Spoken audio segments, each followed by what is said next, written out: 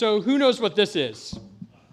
This is a Christmas gift wish catalog. So I know when I was a kid, these used to come in the mail, and it was usually from like Sears and JCPenney, and that was the best day ever. Now these come from Amazon. They've totally taken that over, and it's really fascinating to me that they send me a physical catalog for things I can only buy online. But anyway, either way, it has the same effect at my house that the others did when I was a kid.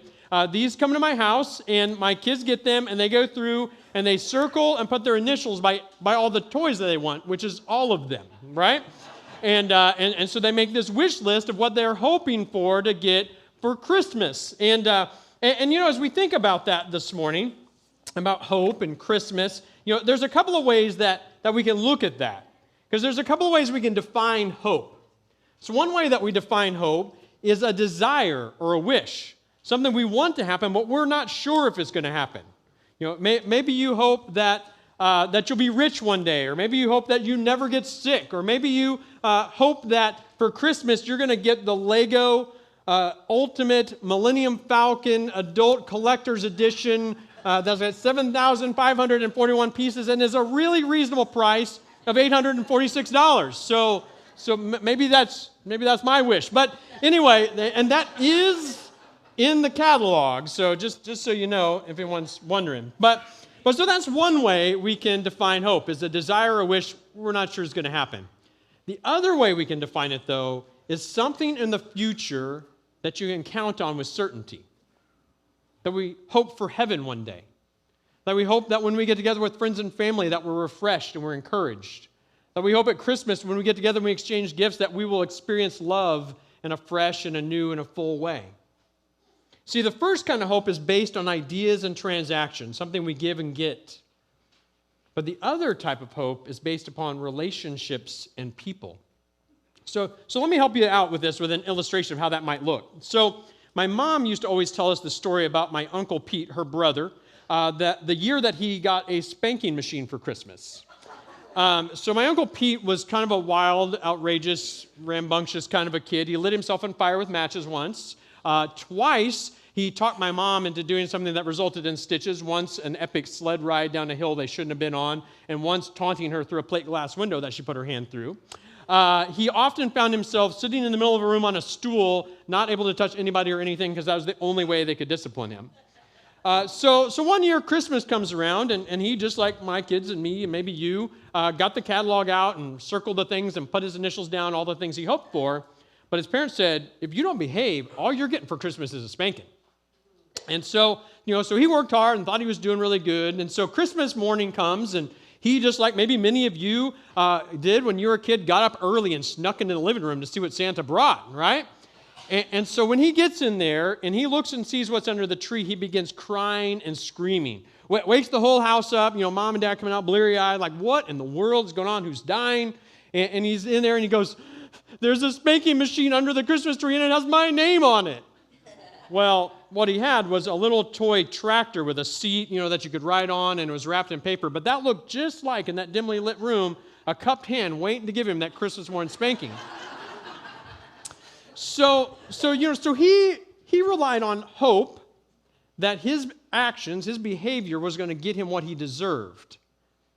But he forgot to rely on the hope that his parents loved him and would give him something good anyway. And so for us this morning, we're entering Christmas season, and it is a season of hope.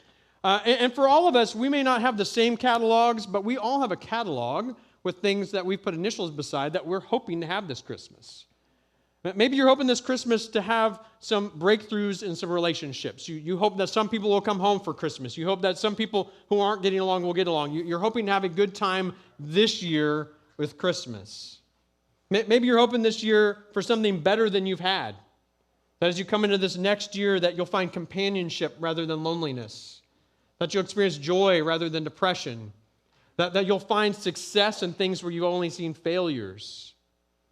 And maybe that's it. You're just hoping for deliverance. Maybe you're hoping for deliverance from a health issue or an addiction or your failures this year. All of us, inside of us, whether you know it or not, have a hope meter. And I just wonder this morning, as we enter this Christmas season, where's your hope meter at? Like, is it kind of like, mid-level, average, like pretty good hope, not great hope, not little hope, but good? Are you like full of hope? Like, man, you're like topping that tank. Or are you like running down here somewhere and your hope's a little low? As we go through the next few weeks and we learn more about who Jesus is, and today particularly as we talk about the hope that Jesus brings, I want you to know that Jesus wants your hope meter to be at 11, and there's some really wonderful things he wants to share with you today to help you get there. We're going to start today in the book of Mark, chapter 9. So if you want to turn with me to Mark chapter 9, we're going to take a look at a story that's going to help us see this person and desire of hope today. As we enter our story, Jesus has just taken Peter and James and John up on a mountain for a little retreat. And surprisingly, Elijah and Moses showed up. And so isn't that cool? Wouldn't that be a great day? Go up on a mountain and meet with Jesus and Moses and Elijah. Well, those three guys got to have that kind of retreat. And so they're feeling pretty full of themselves and feeling good. And they're coming down off the mountain. And they step right into this hornet's nest. They find the other disciples in this big disagreement with a big bunch of people. And there's probably some heated, elevated language going on. And so they step into this, and we'll find out what happens here in Mark chapter 9, starting in verse 14. It says, when they came to the disciples, they saw a large crowd around them and scribes disputing with them. When the whole crowd saw him, Jesus, they were amazed and ran to greet him. He asked them, what are you arguing with them about? Someone from the crowd answered him, Teacher, I brought my son to you. He had a spirit that makes him unable to speak. Whenever it seizes him, it throws him down, and he foams at the mouth, grinds his teeth, and becomes rigid. I asked your disciples to drive it out, but they couldn't. And so we see this desperate father looking for hope and help for his son. How many of you in here are parents or grandparents? For us that are parents and grandparents in the room, what do we hope for our children and our grandchildren? We hope for health for them, and success, and a good life, and love, and peace and joy. I mean, all the things we want for ourselves, we want more for our kids. And what are you willing to do to help them get that? Especially if there's something really tragic going on in their life, you're willing to do just about anything, aren't you? You're going to go anywhere, talk to anyone, spend what it takes to get them the help that they need. Can you imagine the frustration of this father who, for years, had watched his son writhe in anguish and agony in this spiritual, physical oppression he was feeling? And I'm sure as he went through this, he'd been through all the things you thought to do. And he went to all the common answers. And he probably, like a lot of us who maybe found ourselves in situations like this, got a lot of unsolicited advice. Everyone's an expert when it's not their problem, right? And they probably told, well, if you'd only done this, if you only talked to this guy, if you'd only done this better, maybe you wouldn't be in this situation. Where do you guys think this father's hope meter was at this day? I would say maybe a little low. Maybe even running on fumes. Maybe he was like in this desperate point of like, I don't know where else to turn. But he'd heard about this guy Jesus and the things that he'd been doing and the miracles he'd been performing. And he thought, maybe there's a hope here for my son. So he went to find Jesus. But what's interesting is when he went to find Jesus, he didn't find him. Who did he find? His other disciples. And so he said, well, I guess you guys are good enough, because he thought that the hope of a miracle was a transactional and transferable occurrence. He thought this was like a commodity, that this was a product, that this was something he went to get, an event that was going to happen, and he didn't care who gave it to him. But the disciples couldn't do it. And so everyone's scratching their heads. And so Jesus steps up and he talks to us about what happened here, verse 19. He says, he replied to them, you unbelieving generation, how long will I be with you? How long must I put up with you? Bring him to me. Now that sounds a little harsh, doesn't it? Isn't Jesus being like a little edgy, a little heavy-handed there? Like, I mean, it's a pretty big deal to like heal a kid. And like, Jesus like, you silly unbelievers, why can't you get this done? But that's not really what he's saying. As we read the rest of this, we're going to see the underlying message behind that statement. Because by the end of the story, he tells his disciples the reason they couldn't heal this kid is because they forgot to pray. See, they forgot to look to the person who could perform the miracle. And so Jesus gets involved. Verse 20. So they brought the boy to him, and when the spirit saw him, it immediately threw the boy into convulsions. He fell to the ground and rolled around, foaming at the mouth. How long has this been happening to him? Jesus asked his father. From childhood, he said, and many times it has thrown him into the fire or water to destroy him. But if you can do anything, have compassion on us and help us. Jesus said to him, if you can, everything is possible for the one who believes. And immediately the father of the boy cried out, I do believe, help my unbelief. Man, isn't that a great statement? Man, so Jesus meets this guy and tells him, hey, the miracle's possible, but you got to trust me to get it to happen. You know, a few years back, we did a citywide campaign, I believe that Jesus can. And do you guys remember what we put on the back of that shirt? I believe, help my unbelief. Isn't that where we're at so often? That's where I'm at so often. I believe, yes, I trust in Jesus, but some days our eyes fall off of it. Sometimes we doubt. Sometimes we wonder. And so this is where we find ourselves, just like this father. And what Jesus wants him and us to see today is this, is that to find true hope, we must realize that the miracle is about the person and not the present. Have you ever received a present that you didn't know what to do with? Like somebody bought you something and they wrapped it up, and usually when that happens, this is the way it works. They bring it to you and they wait expectantly for you to open it in front of them because they really want to see your reaction. And you open this thing and you're like, you either don't know what it is or you have no idea why they would have given this to you. And you're like, this is the greatest thing I've ever gotten, because we were all truthful at Christmas, right? And so we open this thing and we tell them how much we love it, and then as soon as they leave, we put it up on a shelf somewhere, right? Now what happens when that person comes back the next time? Man, we got it off the shelf and we put it out and we're like, this is the central piece of our whole decor of our house. We just love this thing, right? Because we don't want to get in trouble and we don't want to hurt their feelings, but we don't know quite what to do with it. And I wonder if sometimes that we look at grace, God's grace, in the same way. We talk about grace, we put it on t-shirts and bumper stickers, but how often do we just put that grace back on a shelf and continue trying to earn our way into heaven? And it's because our hope, we think, is a transactional hope rather than a relational hope. We have forgotten that hope is a person.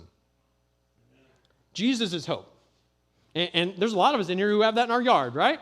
We've got signs out, and if you don't have one, there's some in the foyers. But feel free to grab one. We'd love for you to have one of those and put it in your yard, because it's a reminder for us that our hope isn't in our circumstances. It's not in ourselves. It's not in someone else. It's not in something that's going to change here on this earth. Our hope is in the person of Jesus Christ. Amen. Right.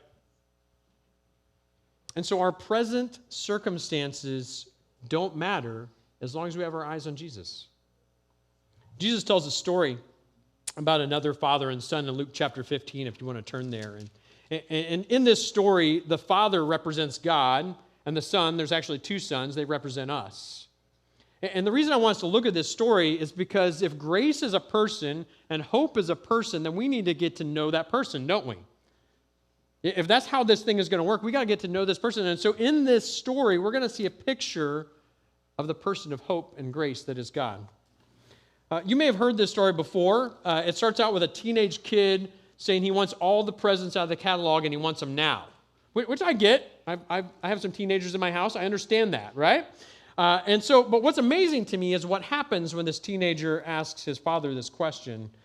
It starts in verse 11 of chapter 15 of Luke. It says, Jesus also said, a man had two sons. The younger of them said to his father, Father, give me the share of my estate that I have coming to me. So the father distributed his assets to them. I want us to notice that.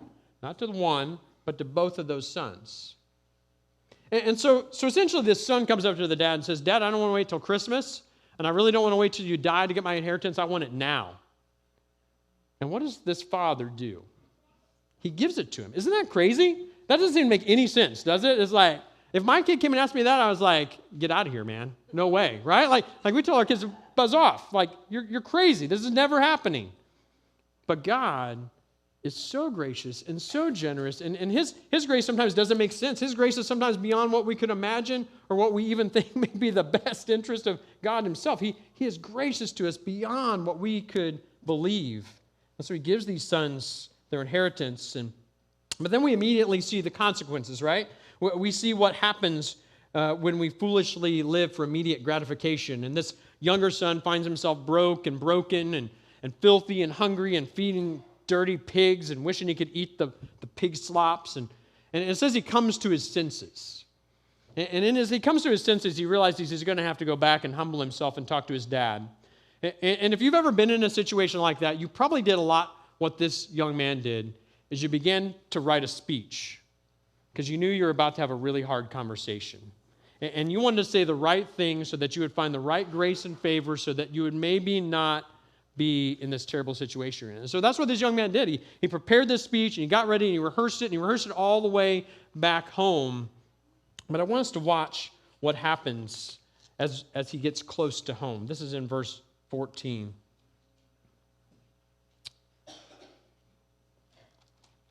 Nope, I'm sorry, verse 18.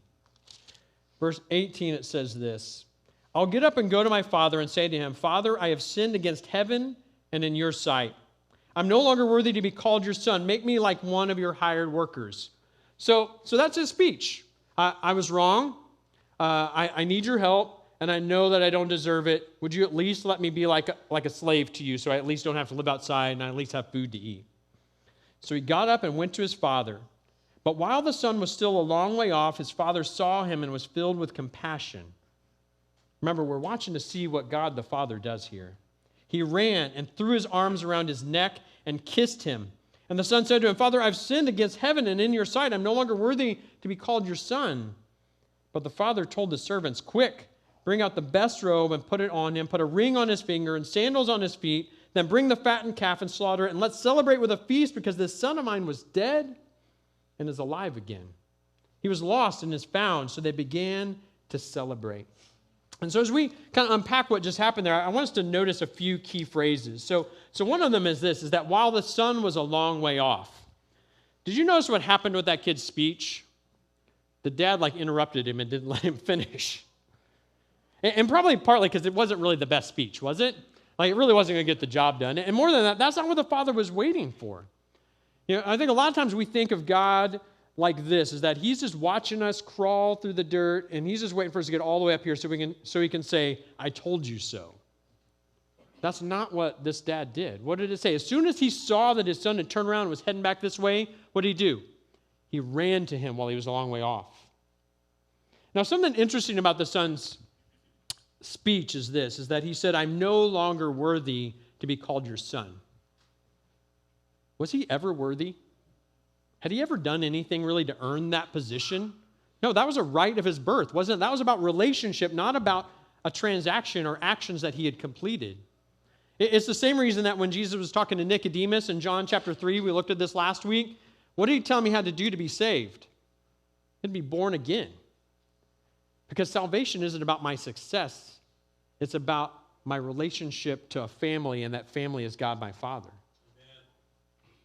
And so this son comes back, and this dad, he sees him coming, and what's he do? He runs to him. Now, here's a well-known fact, and I think some of you will amen me on this, right? Dads don't run, right? Like dads are not supposed to run. It's ugly when dads run. I'm not going to do it, okay? And so dads aren't supposed to run. And in their culture, that was especially true. It was undignified for a man to run because it was showing weakness. But this father didn't care. He ran. The person of grace and hope, God the Father, ran to his child, did what was embarrassing and extravagant because he cared about him so much. And then the next thing I want us to notice here is that it says he fell on his neck. Who are huggers here? I got some huggers in the room, all right? Okay, so I got called out on this a little bit after first service. I'm not naturally a hugger. That is not like my native language, okay? But I'm doing better. I'm trying, right? And thankfully, there's some people, some in this room, some in first service, who have helped reform me to be a better hugger. But I still have those awkward hug moments. It's like, does my arm go on top or yours? Like, which way is our head going? I've headbutted several people trying to hug them. It's awkward. It's no good. And I kind of imagine that's a little bit the way this hug went. So here comes his son, sees his dad running. He knows he's about to get a tongue lashing. He's trying to remember his speech because he knows it's what's going to save him. And this dad comes in, just grabs him and bear hugs him. And I'm sure he's a little bit like, whoa, Dad, wait, I got to tell you my speech. Let go of me. And the dad doesn't care. Grace doesn't care. Hope doesn't care. He has come to grab you and not let go of you.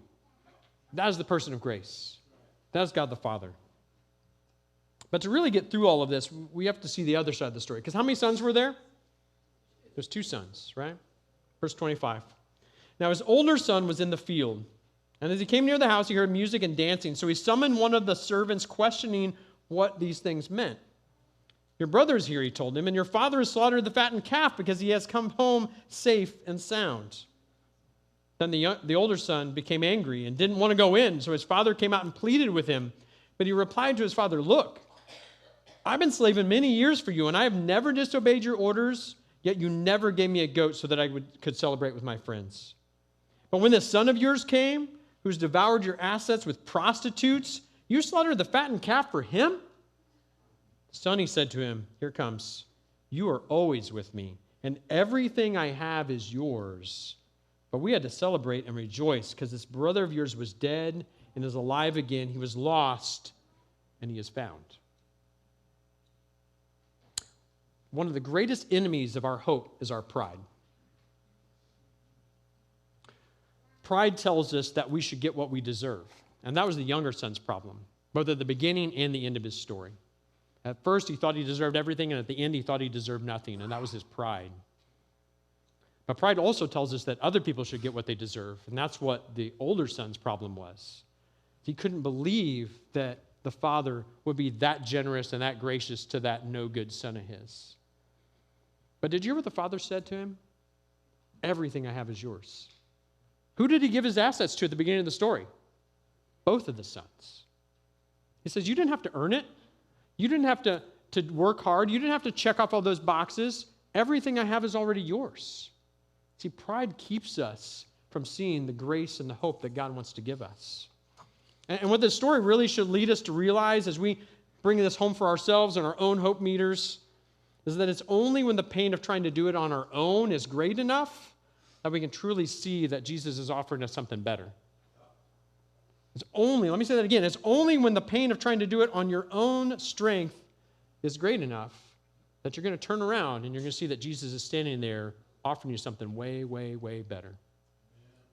You know, the younger son represented the tax collectors and sinners who didn't really know how to get back to God, but the older son represented the Pharisees who thought they knew the way. They were the ones in that first story that were arguing with Jesus' disciples about what was going to set that afflicted son free, because they thought it was from sin or lack of following the law correctly. And often we look at our relationship with God that way, don't we? A lot of us have approached our relationship with Jesus like this, is that Christianity is about not doing this thing. Don't talk that way, go that place, look at that thing, like it's all the shall nots. But that's not what Jesus is teaching us here, is it? He says Christianity is all about him. It's all about a person. He wants us to see that everything rules can do, grace can do better. So to do that, what we have to do is we have to give up our list, and we have to accept the true offer of grace that he's given us. Now, before we do that, there's one last thing we have to understand about hope and grace. Hope and grace aren't free. They cost Jesus absolutely everything. Have you ever went out to eat with somebody before, and at the end of the dinner, like you get in that wrestling match over the bill, right? And they're trying to take it, and they pay for it, and then you're like, but I didn't mean for that to go down that way, and you're trying to put a $20 bill in their pocket, and they're putting it back in your pocket, and before you know it, it gets awkward and ugly, and nobody got blessed, right? Have you ever been in that situation? When we do that, it's because we think that a gift is because I deserve it or I earned it, but a gift is because someone loves you and they want to bless you. When we keep trying to prove something to God, we are downplaying the agonizing efforts he went to buy our freedom. So instead of trying to figure out how to manipulate life to get the list we want, Jesus wants you to give up that list and get to know him, the person of grace and hope. So we kind of wrap up today. I want to just read to you. This isn't an exhaustive list, but it is a good list of some verses in the Bible that talk to us about what that hope looks like. And I think it's in your outline. We'll have it on the screen for you. But just listen to these words that tell us what this hope is that Jesus calls us to. In Colossians chapter 1, it says, God wanted to make known among the Gentiles, that's anybody who's not Jewish in the room, the glorious wealth of this mystery, which is Christ in you, the hope of glory. Christ wants to live in your life and in your heart and lead you, and that is our hope. 1 Peter says, the God of all grace, who called you to his eternal glory in Christ, will himself restore, establish, strengthen, and support you after you have suffered a little while. And so he doesn't say we won't suffer. He doesn't say that our circumstances are present here won't be difficult, but what's he going to do for us? What is our hope? That he's going to restore us and strengthen us and establish us and support us. We can trust in that. Psalm 9 says this, "For the needy will not always be forgotten." Some of you in here, maybe you feel forgotten. And your hope meter is low because you don't know when God's going to show up. But it says the hope of the oppressed will not perish forever. God is coming. And he's going to run from a long way off and carry you home. Psalm 33 says, "But look, the Lord keeps his eye on those who fear him, those who depend on his faithful love." When we depend on Christ and his love, God's eye is on us. Romans 15 says this, "Now may the God of hope fill you with all joy and peace as you believe, so that you may overflow with hope by the power of the Holy Spirit." Doesn't that sound great? Isn't that what you want? Be overflowing with hope? Like so much hope, like it's getting on the people next to you and it's on your shoes and you can't get rid of it. That's what it says will happen when we let God do that in our life. Hebrews 10 says this, "Let us hold on to the confession of our hope without wavering, since he who promised is faithful." We don't hold on to our hope because of us or our circumstances or anything other than the fact that we trust Jesus is there. Right. Proverbs 13 says this, "Hope delayed makes the heart sick." Have you ever felt that way? You hope for something, long for something, waited for something, and it didn't happen? Makes your heart sick, doesn't it? But desire fulfilled is a tree of life. And then this is maybe the best out of Romans 5 from the Message paraphrase. It says, "We find ourselves standing where we always hoped we might stand, out in the wide open spaces of God's grace and glory." Isn't that where you want to be? Isn't that what you want? That's what Christ offers us if we fix our eyes on him, if we trust him, if we follow him. So if your hope doesn't look that way, here's some questions for us to ponder today. Is your hope today transactional or relational? Are you trusting in what you've done, what you can do, what you can make up, what boxes you can check off to be a good follower of Jesus? Or is your trust in the person of Jesus who came and picked you up out of the pig slop and carried you home? Where are you in your life right now trusting in your ability rather than the finished work of Christ? And that's the gospel. That's the message of Jesus, right? Is that all of my best efforts are going to get me nowhere.